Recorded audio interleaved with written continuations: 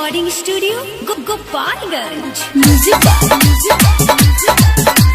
DJ Prince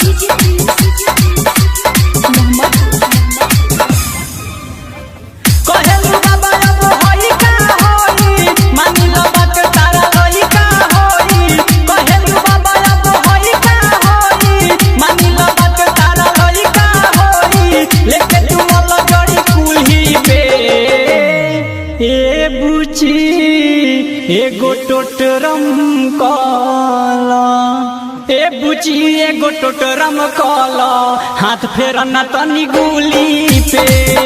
बुची एगो टोटरम काला हाथ फेरना तनी गुली पे।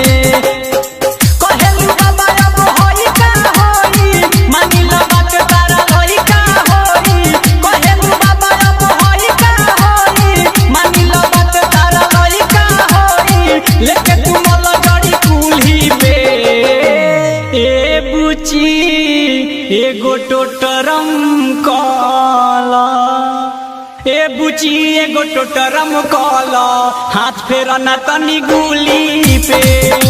बुची एगो टोटरम काला हाथ फेरना तनी गुली पे।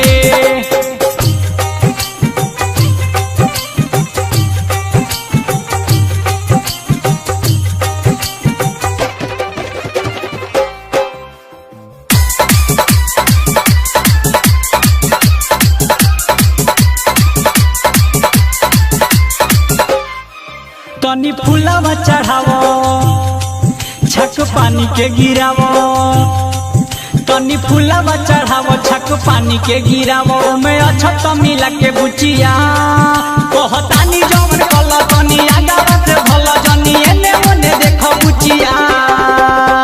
उठे ना दे हम दरदिया तनी को छापे ना पड़ी हरदिया तनी को। उठे ना दे हम दरदिया तनी को छापे ना पड़ी हरदिया तनी को। लेके टूटी करेनु मूली पे बुची एगो टोटरम काला बुची एगो टोटरम काला हाथ फेरना तनी गुली पे। बुची एगो टोटरम काला हाथ फेरना तनी गुली पे।